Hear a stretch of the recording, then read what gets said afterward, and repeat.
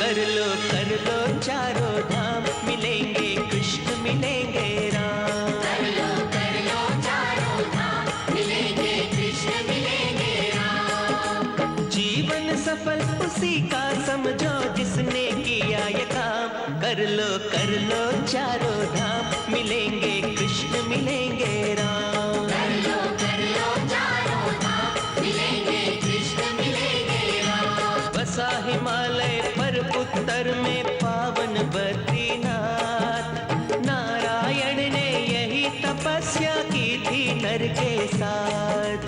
दक्षिण में सागर तट पर रामेश्वर तीर्थ महान, रामचंद्र ने यहाँ किया शिव महिमा का गुणगान। जगन्नाथ का धाम बसा पूरब में सागर तट पर, स्वयं कृष्ण की इच्छा से है मंदिर बना मनोहर। पश्चिम तट की पुरी द्वारका बनी स्वर्ग का द्वार, रचना है ये लीलाधर की लीला का विस्तार। वंशी चक्र सुदर्शन जिसके दोनों थे श्रृंगार, जिसकी गीता का आभारी है सारा संसार।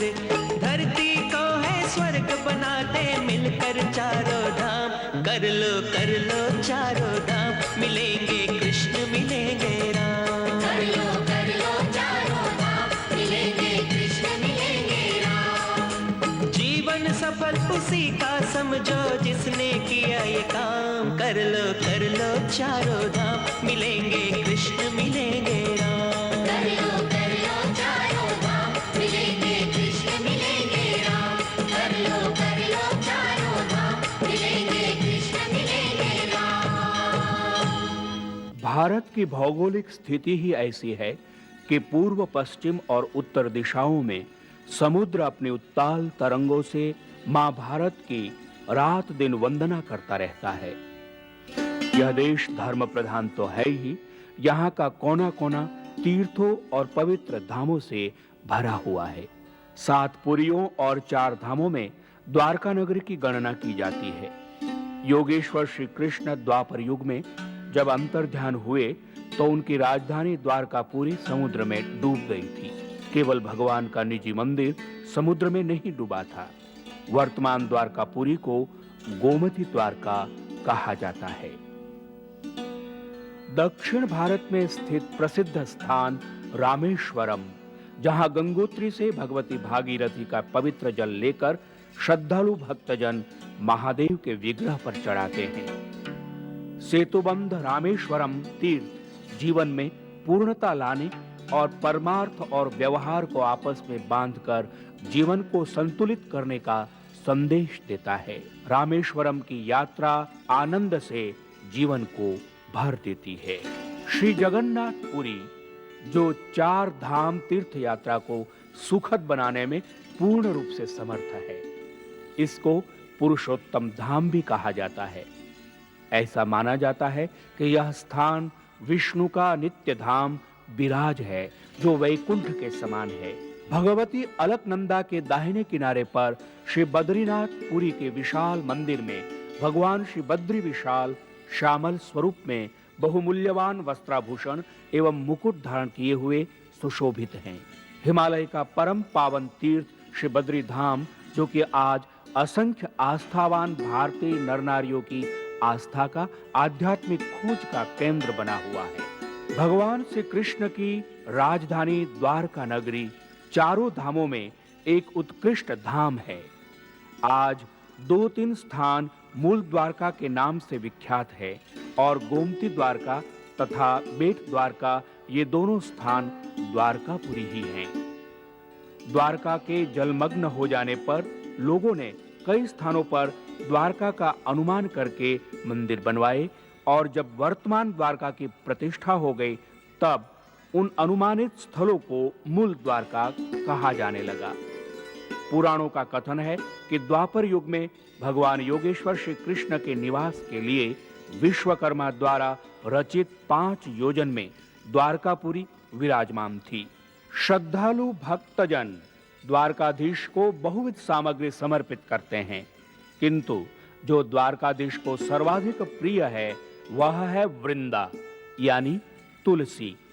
इस पवित्र स्थान पर द्वारकाधीश के विग्रह पर तुलसी की मालाएं भक्तजन बड़े श्रद्धा आदर भाव के साथ समर्पित करते हैं।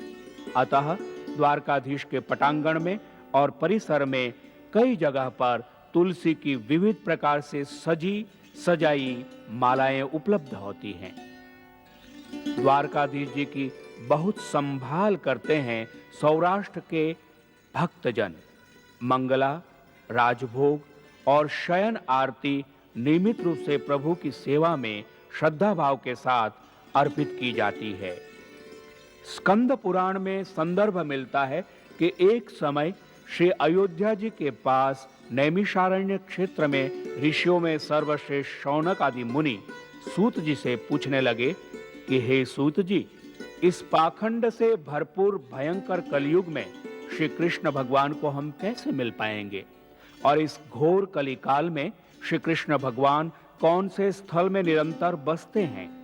तो सूत जी बोले कि हे ऋषियों, पश्चिम समुद्र के किनारे कुशस्थली नामक नगर प्रसिद्ध है। उसको हम लोग द्वारिका कहते हैं। उसमें सबको मोक्ष देने वाले परब्रह्म परमात्मा श्री कृष्ण भगवान 16 कला से पूर्ण होकर विराजमान है। उसी श्री द्वारकापुरी को तुम लोग परम धाम और परम पूज्य रूप से जानो। हे मुनिजन, ऐसे ही द्वारकापुरी में भक्ति भाव से जाने का विचार यदि कोई पापी भी करता है और दूसरों को भी जाने की प्रेरणा करता है तो इतने से ही उसके पितृगण नरक से मुक्त होकर स्वर्ग में जाने के योग्य हो जाते हैं। जो आदमी पांव से अर्थात पैदल चलकर द्वारकापुरी में आता है उसको तो एक एक पांव धरने से अश्वमेध यज्ञ का पुण्य मिलता है। हरे कृष्णा गोविंदा, हरे कृष्णा गोपाला, हरे कृष्णा गोविंदा, हरे कृष्णा गोपाला, हरे कृष्णा।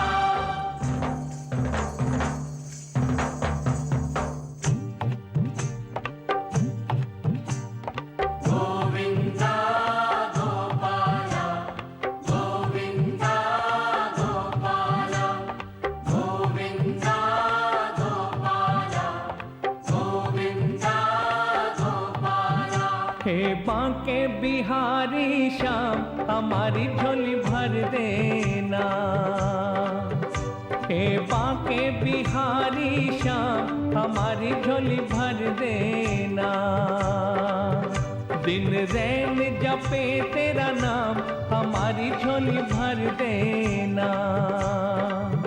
दिन रैन जपे तेरा नाम हमारी झोली भर देना। गोविंदा गोपाला, गोविंदा गोपाला, गोविंदा गोपाला, गोविंदा गोपाला। हे रास बिहारी श्याम हमारी झोली भर देना। हे रास बिहारी श्याम हमारी झोली भर देना।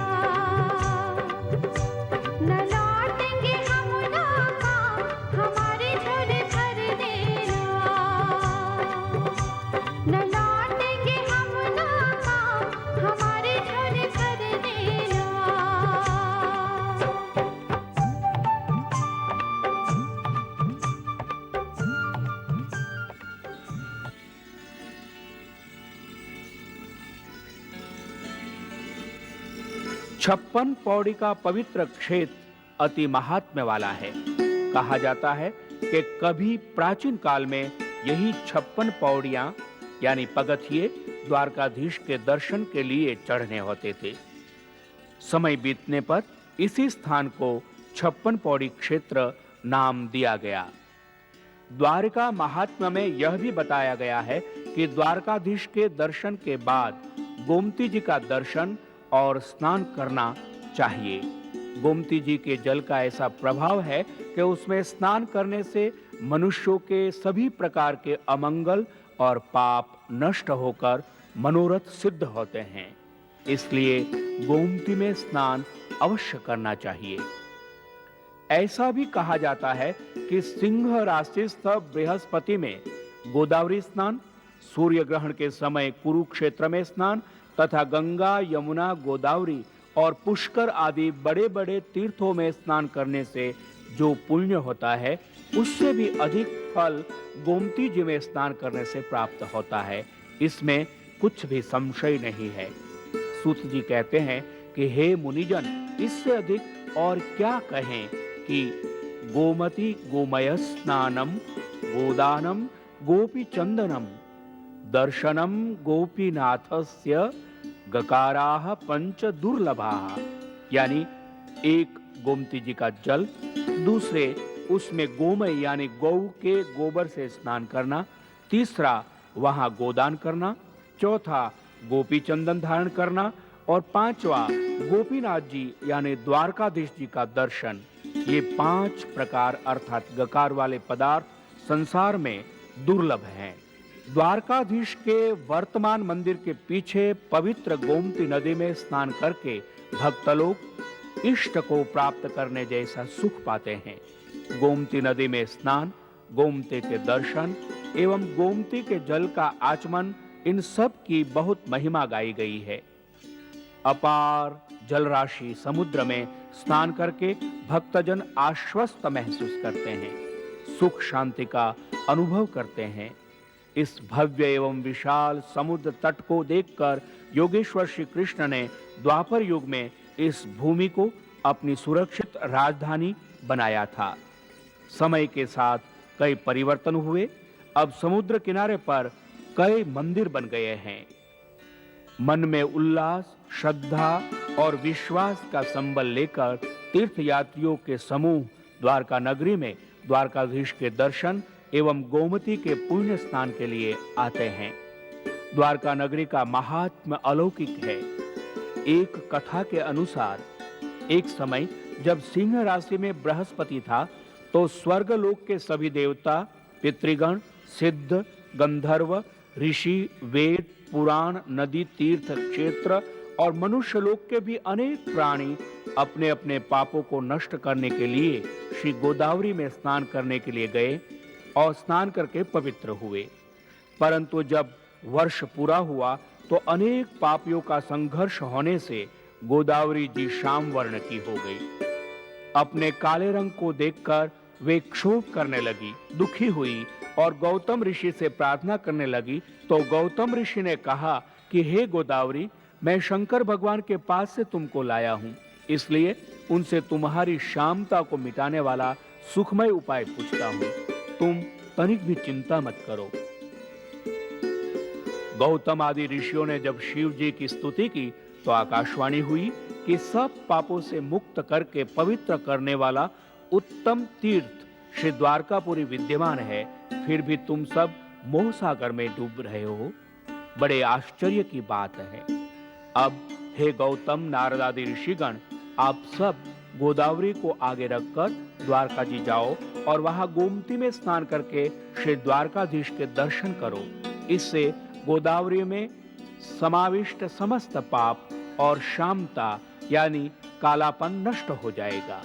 इसके बाद गौतम आदि ऋषि, देवता तथा सब तीर्थ मिलकर गोदावरी जी को आगे करके आनंद पूर्वक श्री द्वारकापुरी के लिए चल पड़े।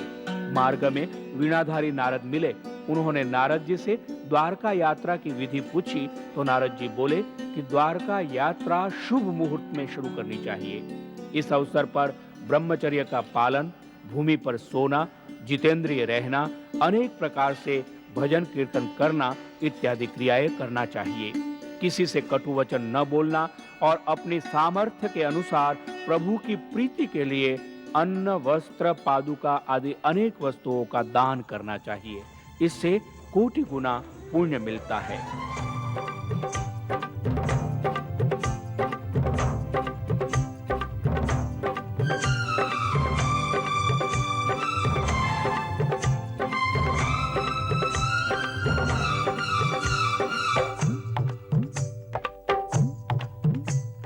श्याम तेरे देने के लाखों है रास्ते, बड़ा कुछ किया तूने भक्तों के वास्ते। सागर तेरी करुणा का सूखे कभी न, तेरे द्वारे भक्त रहे भूखे कभी न। जाने जमाना तेरा निशाना, गोविंदा चूके कभी न। दुखी जीवन को आए आराम, हमारी झोली भर देना। हे बांके बिहारी श्याम, हमारी झोली भर देना।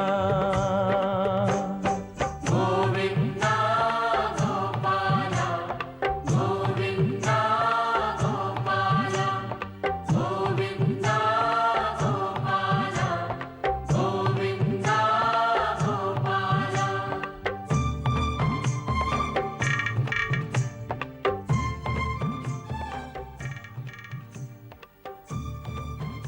समय के साथ कई परिवर्तन हुए। अब समुद्र किनारे पर कई मंदिर बन गए हैं। इन विभिन्न मंदिरों में, जो कि सनातन धर्मावलंबियों का श्रद्धा केंद्र हैं, प्रतिष्ठापित मूर्तियों के एवं दिव्य विग्रहों के दर्शन करके श्रद्धालु भक्तजन समुद्र में स्नान करते हैं और द्वारकाधीश से मिलने का, दर्शन सुख पाने का अत्यंत सात्विक आनंद अनुभव करते हैं। समुद्र में ही श्री जय भड़केश्वर महादेव का मंदिर है। श्री जय भड़केश्वर महादेव का महात्म्य अद्भुत है।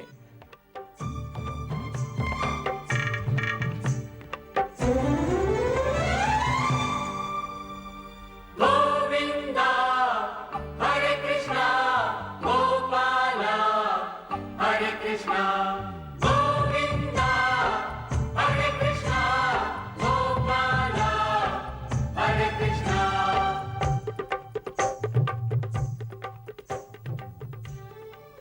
इसी प्रकार श्री चक्रधर नारायण का मंदिर विशाल एवं नूतन है।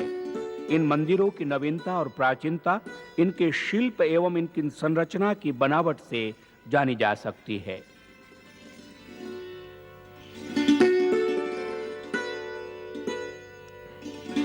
इन प्राचीन मंदिरों के साथ ही एक आधुनिक मंदिर गायत्री शक्तिपीठ के भी दर्शन श्रद्धालु भक्त लोग बड़े मनोयोग से करते हैं। ओम भूर्भुवः स्वः तत्सवितुर्वरेण्यं भर्गो देवस्य धीमहि धियो यो नः प्रचोदयात्। हे सवित्री देवता, भू, भुव और स्व, इन तीन लोकों के मालिक, आप हमारी बुद्धि को पवित्र करें, प्रेरित करें और प्रफुल्लित करें, जिससे कि हम इस पूरे ब्रह्मांड के ज्ञान को धारण कर सके। यही है इस गायत्री मंत्र का अर्थ। यहीं से द्वारिका यानी बेट द्वारका का रास्ता आरंभ होकर द्वारकाधीश के मुख्य मंदिर यानी बेट द्वारका तक पहुंचता है। बेट द्वारका जाने के लिए लॉन्च, स्टीमर या नाव में बैठकर जाना होता है। नाव में बैठने के बाद ऐसा लगता है कि इस समुद्र सागर से पार उतरने के लिए हमें भगवान द्वारकाधीश की सहायता मिल रही है। बेट द्वारका का दूसरा नाम है बेट शंखोद्धार। ऐसा लगता है कि इस जल राशि को पार करके हम बेट द्वारका अर्थात द्वारकाधीश की पुण्य धाम नगरी पहुंचेंगे, जहां योगेश्वर श्री कृष्ण स्वयं द्वापर युग में विश्राम करते थे। कहा जाता है कि बेट द्वारका भगवान श्री कृष्ण का विश्राम स्थान था, यानी मुख्य द्वारिका जो पाटनगरी थी, वहां से शासन कार्य देखते थे और शयनादि विश्राम के लिए भगवान श्री कृष्ण बेट द्वारका चले आते थे। इसलिए आज भी बेट द्वारका के भवनों एवं मंदिरों पर शिखर नहीं होते हैं। बेट द्वारका में भगवान श्री द्वारकाधीश की भी भव्य मूर्ति विराजमान है। भाव, भक्ति और श्रद्धा विश्वास का संबल लेकर आते हुए ये तीर्थयात्री जिस श्रद्धा और विश्वास के लिए गोस्वामी तुलसीदास जी कहते हैं, पार्वती शंकरौ वंदे श्रद्धा विश्वास रूपिणौ याभ्याम विना न पश्यन्ति सिद्धाः स्वान्तस्थमीश्वरम, यानी पार्वती और शंकर के रूप में श्रद्धा और विश्वास का संबल लेकर सिद्ध लोग अपने अंतःकरण में परमात्मा के दर्शन करते हैं। श्रीमद् भगवद गीता में भगवान श्री कृष्ण 12वें अध्याय में भक्ति योग में कहते हैं, एवं सतत युक्ताः ये भक्त्या माम पर्युपासते, और भक्ति तथा श्रद्धा संबल के साथ जो मेरी अर्चना करते हैं, मैं उनकी मनोकामना पूर्ण करता हूं। उपकार करो कान्हा, हरे कृष्णा उद्धार करो कान्हा, हरे कृष्णा उपकार करो कान्हा, हरे कृष्णा उद्धार करो कान्हा, हरे कृष्णा हम तेरे सेवक हैं, तुम तो स्वामी हो, घट घट वासी हो, अंतर्यामी हो, प्रभु तेरा किसी ने न श्री कृष्ण के महल पर लगातार ध्वजा लहराती फहराती रहती थी और गीता के कर्म संदेश की सतत प्रेरणा देती थी। आज भी यह दृश्य हमारी आंखों के सामने साक्षात होता है।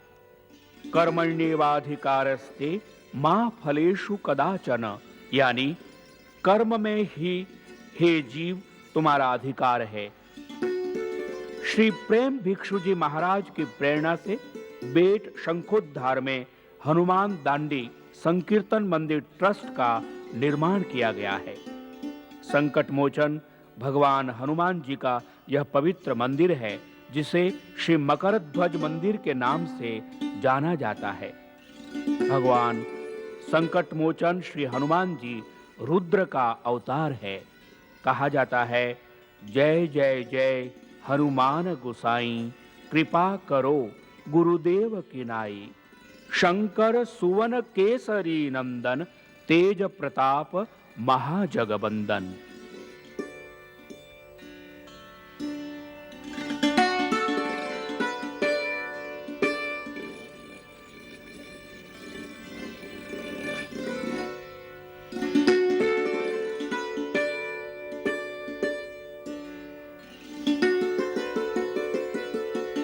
बेट द्वारका में भगवान द्वारकाधीश के दर्शन के बाद अब चलते हैं पुण्यधाम श्री रामेश्वरम की ओर। कहते हैं कि काशी यात्रा तभी पूरी होती है जब रामेश्वर की पूजा और धनुषकोटिय सेतु में स्नान करें। इससे मालूम होता है कि काशी और रामेश्वरम की महिमा समान है। सेतु शब्द का अर्थ है पुल। पूज्य रामचंद्र जी ने सेतु या पुल बांधने के लिए अपने धनुष से संकेत दिया था, इसलिए इस स्थान को सेतु या धनुषकोटि नाम दिया गया है। रामेश्वरम जाने के लिए हमें 5 किलोमीटर के लंबे पुल को पार करके जाना पड़ता है, क्योंकि भारत के पश्चिम एवं दक्षिण भाग को जोड़ने वाला एकमात्र यही सबसे लंबा सेतु है। इस पुल का नाम इंदिरा गांधी रोड ब्रिज है। इस पुल को पार करके हम सीधे रामेश्वरम पुण्यधाम में प्रवेश पाते हैं। रामेश्वरम भगवान का यह पवित्र मंदिर राम के ईश्वर यानी भगवान पुरुषोत्तम श्री रामचंद्र के इष्ट शंकर श्री सदाशिव महादेव, या यूं भी कह सकते हैं कि राम ही ईश्वर है, राम ही सदाशिव शिव स्वरूप है। यानी शिव और राम की एकात्मकता का प्रतीक यह धाम। रामेश्वरम धाम का प्रांगण और परिसर भव्य एवं दिव्य है। हम यूं भी कह सकते हैं कि भारत की चारों दिशाओं के 4 धामों में रामेश्वर दक्षिण दिशा का धाम है। यह मदुद्री द्वीप में स्थित है, ऐसा शास्त्रीय उल्लेख मिलता है। कहा जाता है कि समुद्र का यह भाग पहले नहीं था। रामेश्वर पहले भूमि से मिला था या किसी प्राकृतिक घटना के कारण इस अंतरीप का मध्य भाग दब गया और वहां समुद्र आ गया। यह रामेश्वर द्वीप लगभग 19 किलोमीटर लंबा और 11 किलोमीटर चौड़ा है। देश के कोने कोने से और विश्व के सभी भागों से सनातन धर्मावलंबी और सभी श्रद्धालु भक्तजन इस देवालय में रामेश्वर भगवान के विग्रह का दर्शन करके जलाभिषेक करके अपने आप को कृतकृत्य मानते हैं। रामेश्वरम में रामनाथ स्वामी का मंदिर बहुत प्रसिद्ध है। यहाँ के लोगों का जीवन मंदिर और यात्रियों पर निर्भर है। प्रभु मेरे अंतर के पट खोल, प्रभु मेरे अंतर के पट खोल, चाहे मेरी आँखें ले ले, चाहे मेरी आँखें ले ले, ज्ञान की आँखें खोल, प्रभु मेरे अंतर के पट खोल, प्रभु मेरे अंतर के पट खोल।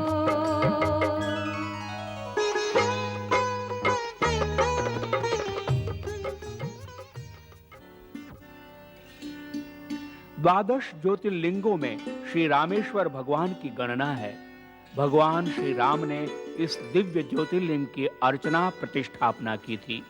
कहते हैं कि श्री भगवान राम जब यहाँ पधारे तब उन्होंने पहले उपपुर में गणेश की प्रतिष्ठापना की। नवपाषाणम में उन्होंने नवग्रह पूजन स्नान आदि किया। देवी पत्तनम के वेताल तीर्थ में तथा पामवन के भैरव तीर्थ में भी उन्होंने स्नान किया। एक स्थान में वे एकांत में बैठे, फिर रामेश्वर जाकर उन्होंने रामेश्वर की स्थापना कर पूजन किया। कहा जाता है कि जो रामेश्वर दर्शन करी हैं सो तन तजिमम लोक सिधरी हैं, जो गंगा जल आनी चढ़ाई हैं सो सायुज्य मुक्ति नर पाई है। सब क्षेत्रों और तीर्थों में एक सेतुबंध रामेश्वर भी परम पवित्र तीर्थ है, ऐसा ऋषियों के पूछने पर सूत जी ने कहा है। पर्वत वर्धिनी अम्मान श्राइन अर्थात पर्वत नंदिनी या पर्वत वंदिनी मंदिर मां भगवती पराम्बा की दिव्य ज्योति एवं प्रभाव का प्रतीक है। अनेक पुष्पों एवं सुगंधित वनस्पतियों से गुंफित फूल मालाओं मां को समर्पित करके श्रद्धालु अपने मनोभावों को व्यक्त करते हैं। भव्य तेजो रूप शिवलिंग जिसके दर्शन मात्र से सहज मन से स्तुति प्रस्फुटित होती है। काम दहन करुणाकर लिंगम रावण दर्प विनाशक लिंगम तत्प्रणमामि सदा शिवलिंगम।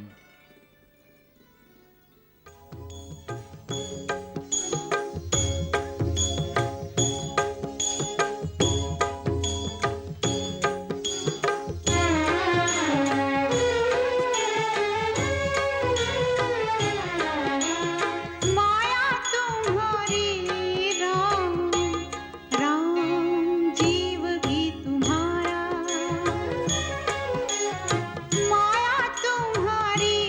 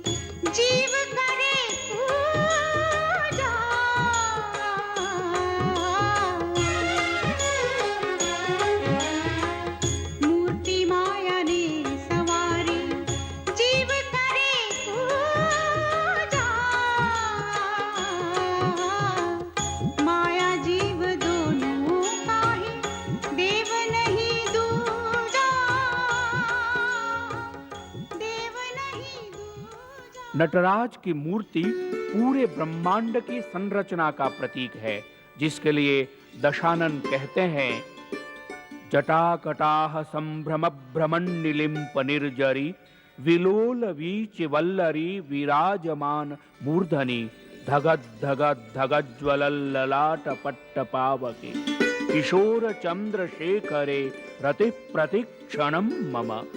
यह तांडव नृत्य नटराज की अलौकिक ताल लय की विशेषता का परिचायक है। भजो रे मन राम राम सुखदाई, भजो रे मन राम राम सुखदाई।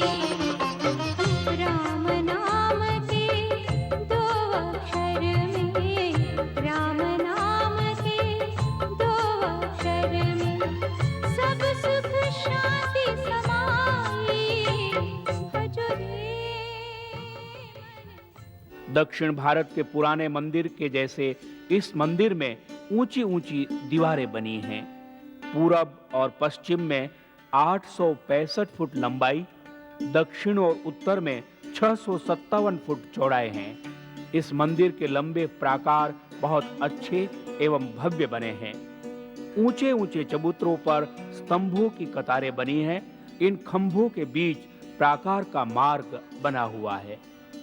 तीसरे पश्चिमी प्राकार और गोपुर के द्वार से सेतु माधव के सन्निधि की ओर जाने का रास्ता दोनों जगह मिलते हैं। वह स्थान चतुरंग के आकार में बना है। इसे चतुरंग मंडप भी कहते हैं। तीसरा प्रकार विश्व भर में अपनी लंबाई के लिए प्रसिद्ध है। राम नाम को लेते मुख से भव सागर तर जाई। राम नाम को लेते मुख से भव सागर तर जाई। राम नाम भजने मन मूरख, राम नाम भजने मन मूरख। रामेश्वरम देवालय में 23 कुंड हैं। प्रत्येक कुंड में से पुण्य पवित्र जल को अपने पर उलेच कर श्रद्धालु तीर्थयात्री जन अलौकिक और सात्विक आनंद का अनुभव करते हैं। भजो रे मन राम राम सुखदाई, भजो रे मन राम राम सुखदाई। राम नाम के दो अक्षर में, राम नाम के दो अक्षर में सब सुख शांति समाई, भजो रे मन राम नाम सुखदाई। भजो रे मन राम नाम सुखदाई। सब क्षेत्रों और तीर्थों में एक सेतुबंध रामेश्वर भी परम पवित्र तीर्थ है।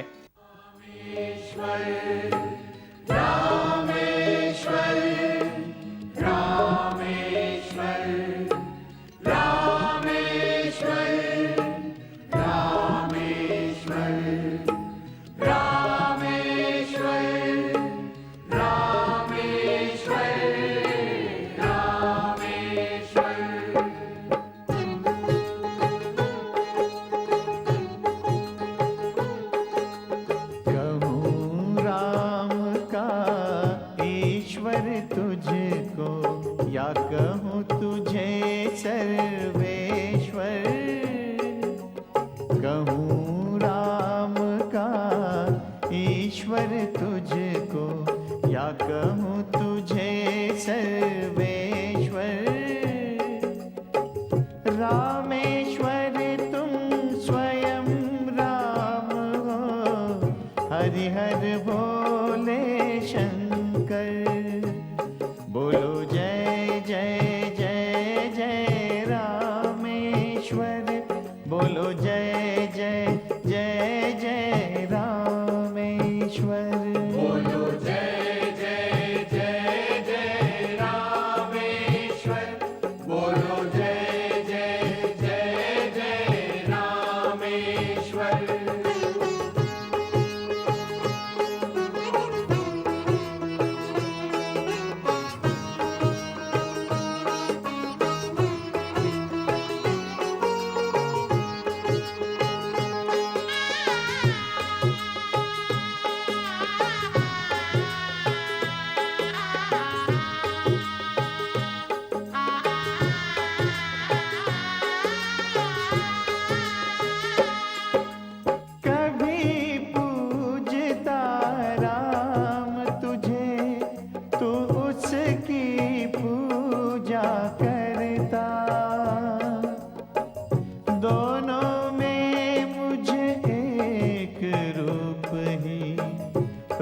का दिखता रहता,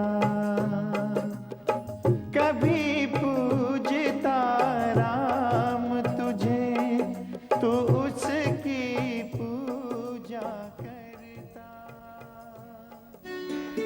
यहीं पर समुद्र किनारे उज्जैनी महाकाली मंदिर स्थित है। भगवान महाकाल का ज्योतिर्लिंग उज्जैनी नगरी में मध्य प्रदेश में स्थित है, यह तो सब जानते हैं, किंतु इस पवित्र रामेश्वरम भूमि में भी उज्जैनी महाकाली का मंदिर शिव और शक्ति की, अर्धनारीश्वर की अगम्य शक्ति का प्रतीक है।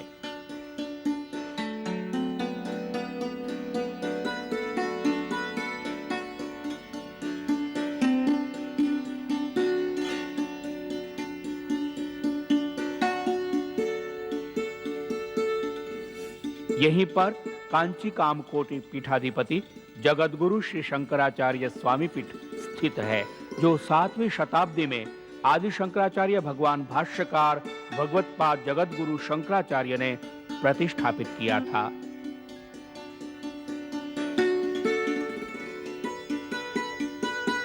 गंधमादन पर्वत का राम जरोखा मंदिर भी भगवान श्री राम के जीवन एवं दर्शन की अद्भुत झांकी करवाता है।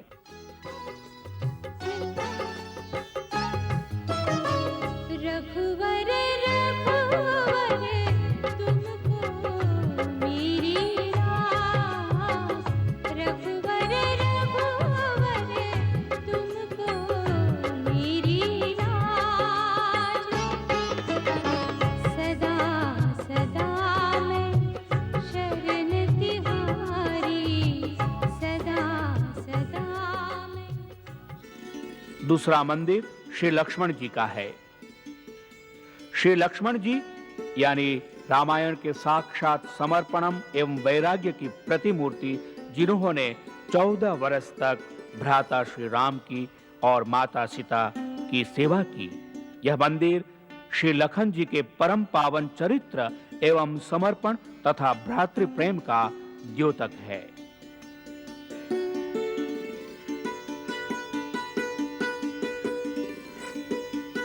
परम पवित्र धाम रामेश्वर के दर्शन के बाद अब चलते हैं जगन्नाथपुरी। जगन्नाथपुरी उड़ीसा राज्य के समुद्र तट पर बसा हुआ है।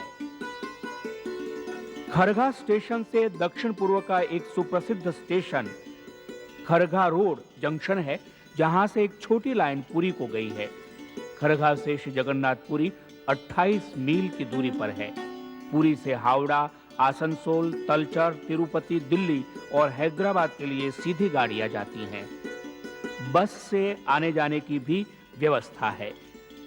श्री जगन्नाथ 4 परम पावन धामों में से एक हैं। ऐसी भी मान्यता है कि शेष 3 धामों में बद्रीनाथ सत्ययुग का, रामेश्वर त्रेता का तथा द्वापर का द्वारका धाम, किंतु इस कलियुग का परम पावनकारी धाम तो श्री जगन्नाथपुरी ही है। पहले यहाँ नीलांचल नामक पर्वत था। नील माधव भगवान की मूर्ति थी। उस पर्वत पर जिसकी देवता आराधना करते थे, वह पर्वत भूमि में चला गया और भगवान की वह मूर्ति देवता अपने लोक में ले गए, किंतु इस क्षेत्र को उन्हीं की स्मृति में अब भी नीलांचल कहते हैं। श्री जगन्नाथ जी के मंदिर के शिखर पर लगा चक्री नील छत्र कहा जाता है। उस नील छत्र के दर्शन जहां तक होते हैं, वह पूरा क्षेत्र श्री जगन्नाथपुरी है। पूर्वी रेलवे की हावड़ा वाल्देयर लाइन पर कटक से 47 किलोमीटर दूर खुर्दा रोड स्टेशन है। वहां से एक लाइन पुरी तक जाती है। खुर्दा रोड से पुरी 45 किलोमीटर है। किनारे मेरी नैया लगा दे ओ कन्हैया, किनारे मेरी नैया लगा दे ओ कन्हैया। नित्य जपू तेरा नाम, आजा नरसी के शाम, कोई तुझसा ना और खेवैया। किनारे मेरी नैया लगा दे ओ कन्हैया, किनारे मेरी नैया लगा दे ओ कन्हैया। नित जपूं तेरा नाम आजा नरसी के शाम, कोई तुझ सा ना और खेवैया। किनारे मेरी नैया लगा दे ओ कन्हैया।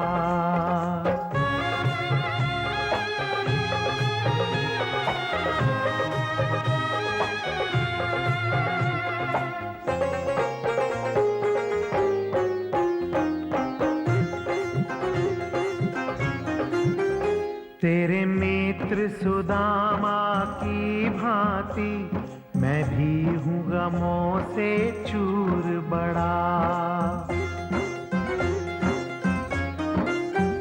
तेरे मित्र सुदामा की भांति मैं भी हूँ गमों से चूर बड़ा। क्या मुंह से कहूँ तुझे सब है पता, बलहीन हूँ मैं मजबूर बड़ा। सूखे खुशियों के फूल बिछे राहों में शूल, मेरी दुख की कटारों पे शैया।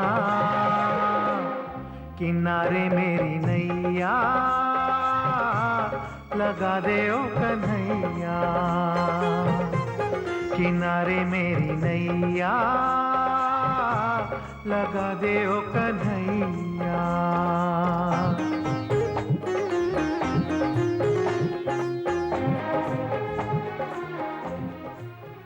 देश के कोने कोने से श्रद्धालु भक्तजन हृदय में श्रद्धा एवं विश्वास का संबल लिए प्रिय प्रभु श्री जगन्नाथ जी, श्री बलदाऊ जी एवं सुभद्रा जी के दर्शनार्थ यहाँ पर अविरत आते रहते हैं। भगवान श्री जगन्नाथ जी का मंदिर बहुत विशाल है। मंदिर 2 परकोटों के भीतर है। इसमें चारों ओर महाद्वार है। मुख्य मंदिर के 3 भाग है। विमान या श्री मंदिर जो सबसे ऊंचा है, इसी में श्री जगन्नाथ जी, श्री सुभद्रा जी एवं श्री बलभद्र जी के साथ विद्यमान है। मंदिर के बाहर एक विशाल स्तंभ है। इस स्तंभ के आधार भूमि पर एक बहुत बड़ा इतिहास है। सिंह द्वार के सम्मुख कोणार्क से लाकर स्थापित किया उच्च अरुण स्तंभ है। प्रदक्षिणा कर सिंह द्वार को प्रणाम करके द्वार में प्रवेश करने पर दाहिनी ओर श्री जगन्नाथ जी के विग्रह दृष्टिगोचर होते हैं। इनके दर्शन सभी के लिए सुलभ हैं। मुझे अपना बना लो नंदलाल, मुझे अपना बना लो नंदलाल। पुजारी हूँ मैं तेरे नाम का, पुजारी हूँ मैं तेरे नाम का। नटखट सावरिया गोपाल, नटखट सावरिया गोपाल। पुजारी हूँ मैं तेरे नाम का, पुजारी हूँ मैं तेरे नाम का। मुझे अपना बना लो नंदलाल, मुझे अपना बना लो नंदलाल। पुजारी हूँ मैं तेरे नाम का, पुजारी हूँ मैं तेरे नाम का।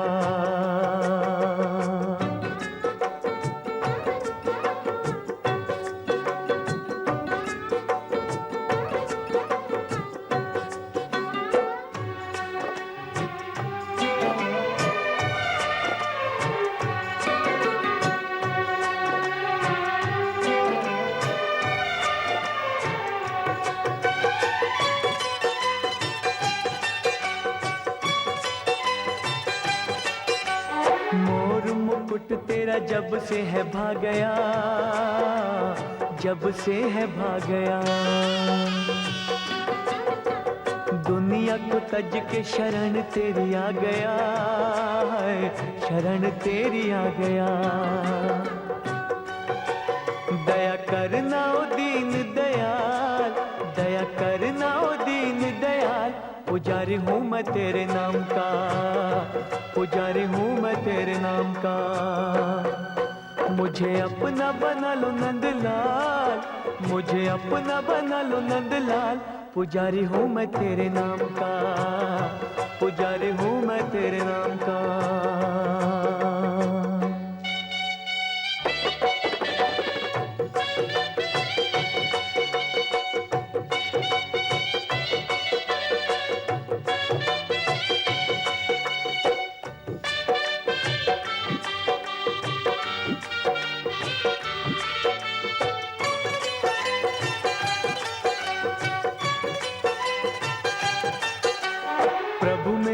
अवगुण मन से विसारियो, हाँ मन से विसारियो। बन के खेवैया मोहे पार उतारियो, हाँ पार उतारियो। कहीं बातों में न देना मुझे टाल, कहीं बातों में न देना मुझे टाल। पुजारी हूँ मैं तेरे नाम का, पुजारी हूँ मैं तेरे नाम का।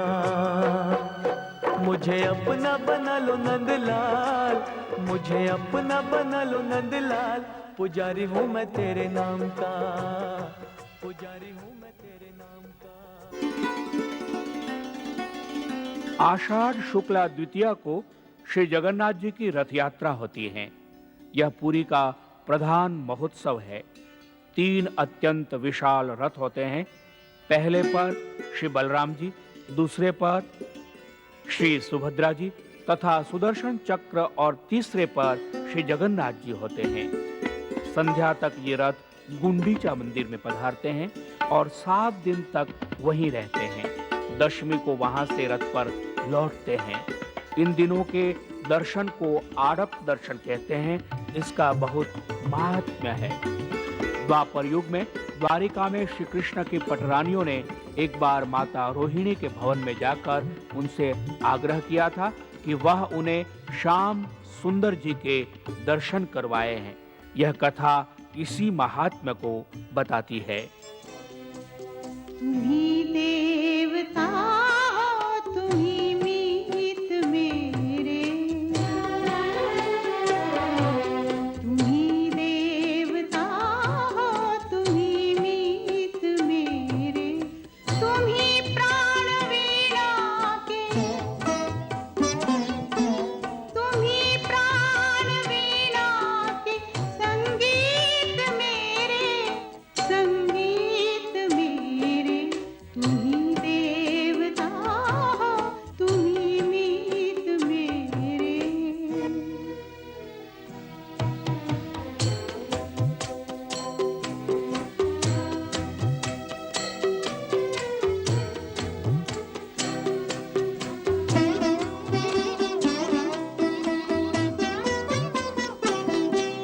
तुम्ही मन के मंदिर में दीपक सलोने,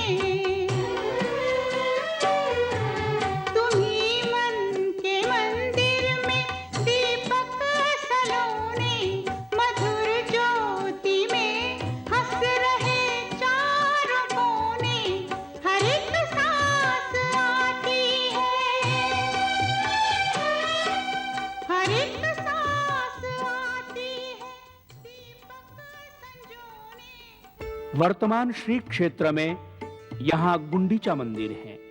इंद्रद्युम्न महाराजा की पत्नी महारानी गुंडीचा देवी के नाम के अनुसार इस मंदिर को गुंडीचा मंदिर कहा जाता है। पहले यहाँ पर रानी गुंडीचा देवी की काष्ठ की मूर्तियों का निर्माण किया गया था, इसलिए इसे जगन्नाथ जी का जन्म स्थान यानी जनकपुरी भी कहा जाता है। जगन्नाथपुरी भारत की पूर्व दिशा में स्थित है। यहाँ पर महासागर भगवान जगन्नाथ के पग पखारता नजर आता है। यहाँ पर पूरी शंकराचार्य पीठ अवस्थित है, जो वैदिक सनातन धर्म की देदीप्यमान विभूति भगवत्पाद शंकराचार्य जी की जीवन शैली एवं जीवन दर्शन का एक दस्तावेज है। पुरी के महत्वपूर्ण स्थानों में चंदन तालाब विशेष महत्व रखता है। तीर्थयात्री बड़े श्रद्धा भाव से इस तालाब में पुण्यावगाहन एवं स्नान पान करते हैं। गोविंद के गुण गाइए, गोपाल के गुण गाइए। द्वार मन के खोल कहिए, आइए प्रभु आइए। आइए प्रभु आइए, आइए प्रभु आइए। आइए प्रभु आइए। आइए प्रभु आइए। भला कौन नहीं जानता कोणार्क सूर्य मंदिर को। यह सूर्य मंदिर है। सूर्य को सप्ताश्वी कहते हैं, यानी उनके रथ पर 7 घोड़े हैं। इन 7 घोड़ों को बहुत कलात्मक ढंग से शिल्पियों ने बनाया है। कोणार्क मंदिर भारत के लिए एक गौरव स्थान है। पूरे विश्व में जाना जाता है कि भारत का सूर्य मंदिर अत्यंत कलात्मक ढंग एवं संरचना से परिपूर्ण है। याद कर लो बंसी वाले को, तुम याद कर लो, कष्ट पल में कटेंगे तुम्हारे। बंसी वाले को तुम याद कर लो, कष्ट पल में कटेंगे तुम्हारे। उसने कर दी, हाँ उसने कर दी, उसने कर दी नजर जब दया की, सारे कंकर बनेंगे सितारे। उसने कर दी नजर जब दया की, सारे कंकर बनेंगे सितारे। बंसी वाले को तुम याद कर लो।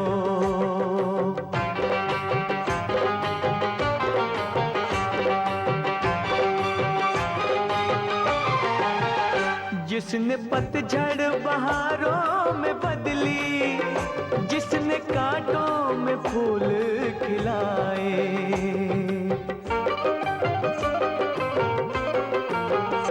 जिसने सर पे कई मुफलिसों के ताज हीरे जड़त हैं सजाए। तेरी झोली में, हाँ तेरी झोली में, तेरी झोली में तुम देख लेना, वो ही भर देंगे खुद चांद तारे। तेरी झोली में तुम देख लेना, वो ही भर देंगे खुद चांद तारे।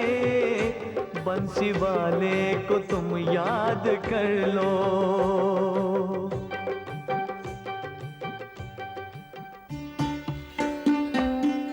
जगन्नाथपुरी के दर्शन के बाद अब चलते हैं बद्री विशाल की ओर, अर्थात बद्रीनाथ धाम। भारत की उत्तर दिशा में हिमालय की गोद में स्थित इस पवित्र धाम की यात्रा के लिए सर्वप्रथम हरिद्वार ऋषिकेश से होकर आगे बढ़ना होता है। हरिद्वार यानी हरि का द्वार, जहां से हरि को पाने के लिए द्वार खुलता हो, वह पवित्र धाम। हरिद्वार की महिमा आज कौन नहीं जानता। हरिद्वार में 7 धाराएं हैं।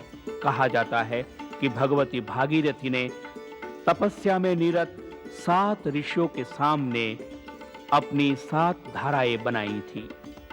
ऋषिकेश में परमार्थ निकेतन, गीता भवन जैसे पवित्र स्थानों के दर्शन के बाद हम इस यात्रा में आगे बढ़ते हैं। 100 कदम चल के वो थाम लेंगे, एक कदम तुम कभी बढ़ के देखो।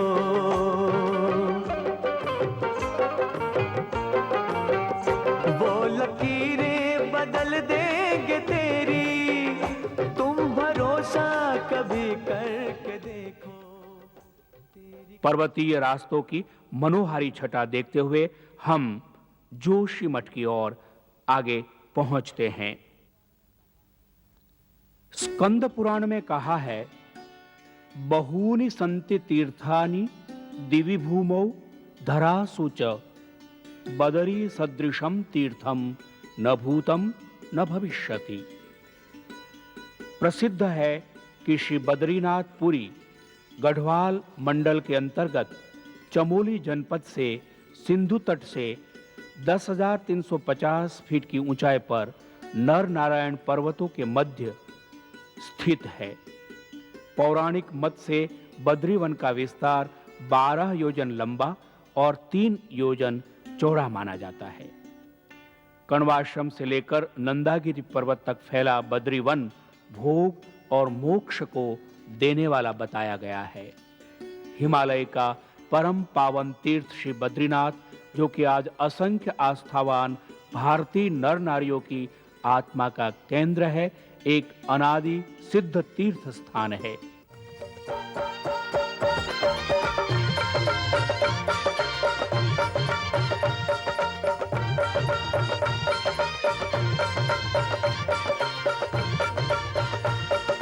धुन लागी मोहे बद्रीनाथ की, धुन लागी मोहे बद्रीनाथ की, धुन लागी मोहे बद्रीनाथ की, धुन लागी मोहे बद्रीनाथ की, धुन लागी, धुन लागी, धुन लागी, धुन लागी, धुन लागी मोहे बद्रीनाथ की, धुन लागी मोहे बद्रीनाथ की। चक्रधारी हरि ने जब से द्वार दया के खोले, नैनों में है भर गई मस्ती, रोम रोम ये बोले। धुन लागी मोहे बद्रीनाथ की, धुन लागी मोहे बद्रीनाथ की, धुन लागी मोहे बद्रीनाथ की, धुन लागी मोहे बद्रीनाथ की।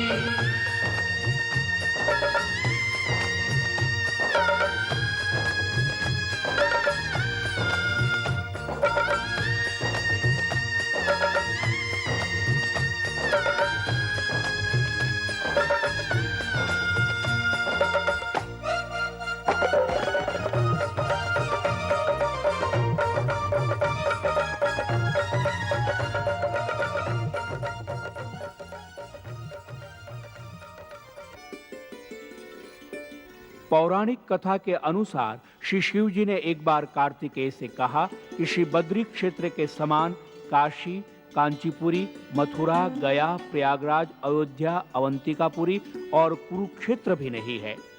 देवर्षि, ब्रह्मर्षि, सिद्ध, गंधर्व, सूर, नर आदि मुनियों द्वारा सेवित परम पुण्यप्रद श्री बद्री क्षेत्र एवं श्री नर नारायण का यह आश्रम तीर्थ शिरोमणि माना गया है।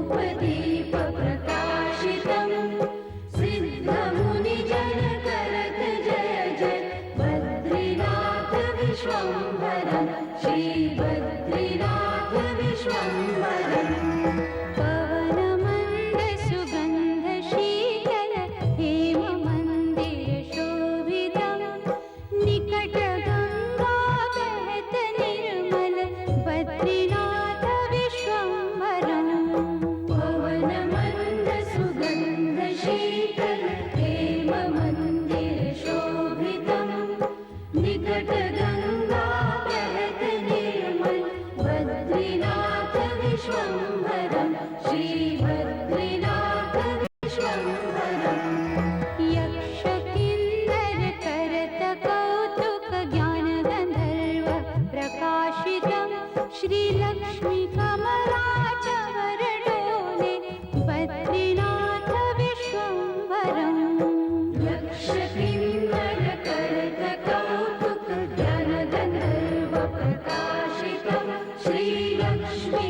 चवर डोले बद्रीनाथ विश्वम्भरं श्री बद्रीनाथ विश्वम्भरं कैलाश में एक देव निरंजन शैल शिखर महेश्वरं राजायुधिष्ठिर करत स्तुति श्री बद्रीनाथ विश्वम्भरं कैलाश में एक देव निरंजन शैल शिखर महेश्वरं राजायुधिष्ठिर करत स्तुति श्री बद्रीनाथ विश्वम्भरं श्री बद्रीनाथ विश्वम्भरं श्री बद्री जी के पंचरत्न पढ़त पाप विनाशनम् कोटि तीर्थ प्रभूत पुण्य प्राप्यते फलदायकम् श्री बद्री जी के पंचरत्न पढ़त पाप विनाशनम् कोटि तीर्थ प्रभूत पुण्यं प्राप्यते फलदायकम् श्री बद्रीनाथ विश्वम्भरम् पवन मंद सुगंध शीतल हेम मंदिर शोभितम् निकट गंगा बहत निर्मल बद्रीनाथ विश्वम्भरम् पवन मंद सुगंध शीतल हेम मंदिर शोभितम् निकट गंगा बहत निर्मल बद्रीनाथ विश्वम्भरं श्री बद्रीनाथ विश्वम्भरं श्री बद्रीनाथ विश्वम्भरं श्री बद्रीनाथ विश्वम्भरं श्री बद्रीनाथ विश्वम्भरं श्री बद्रीनाथ विश्वम्भरं श्री बद्रीनाथ विश्वम्भरं श्री बद्रीनाथ विश्वम्भरं कर लो चारों धाम मिलेंगे कृष्ण मिलेंगे राम कर लो चारों धाम मिलेंगे कृष्ण मिलेंगे राम जीवन सफल उसी का समझो जिसने किया ये काम कर लो चारों धाम मिलेंगे कृष्ण मिलेंगे राम कर लो चारों धाम मिलेंगे कृष्ण मिलेंगे राम बसा हिमालय पर उत्तर में पावन बद्रीनाथ नारायण ने यही तपस्या की थी नर के साथ दक्षिण में सागर तट